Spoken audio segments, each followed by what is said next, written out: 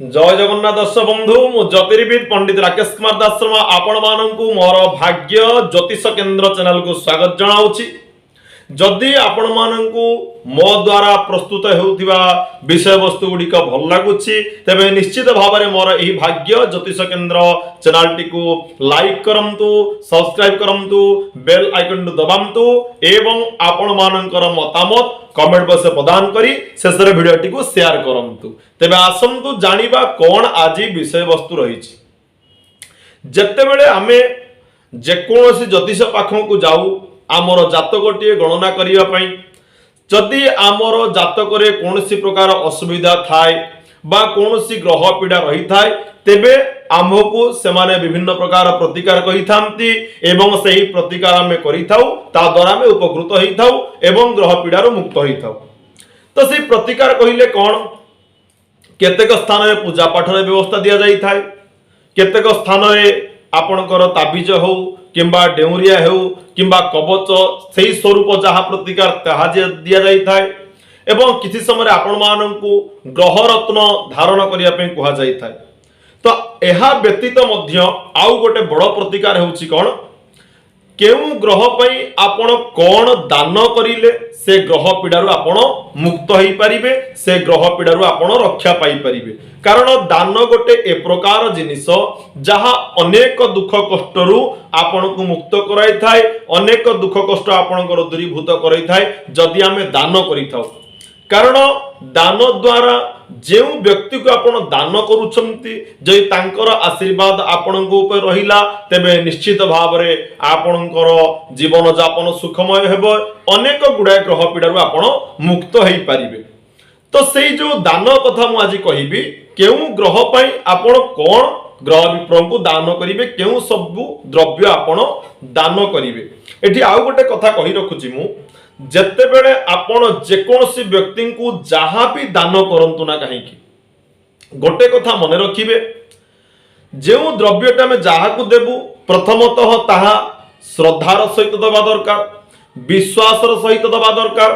द्वितीय कथा होची कोन एहा होची बहुत जरूरी कथा जेकोसी द्रव्य आपण देउछंती आपण जदि काहा को वस्त्रटिए दान करूछंती, काहा को किछि अर्थ दान करूछंती, काहा को आपण जदि अन्न दानटिए करूछंती, जेकोसी व्यक्ति के आपण जहां भी दान करूछंती से दान देवा द्रव्य गुड़िक उचित द्रव्य होइथिबा दरकार। कहिवार कथा कोन जदि आपण काहा को वस्त्रटिए देले से वस्त्रटी निश्चित भाव रे व्यवहार योग्य होइथिबा दरकार। कारण जदि से वस्त्रटी सीए आपण पाखरु नै जदि व्यवहार करू नाही तेबे आपणकर दान देवार कोनोसी मूल्य रहिबो नाही।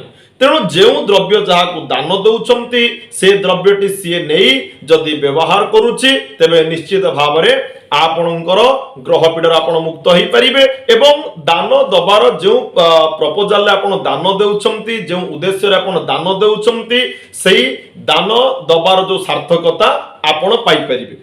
तो आसंतु जानिबा प्रथमे रवि ग्रहंक पई आपण कोन दान करिवे। जदि रवि खराब पड़िछंती, रवि महाग्रह जदि आपण खराब फल देउछंती तेबे केउ सब द्रव्य दान करिवे ना।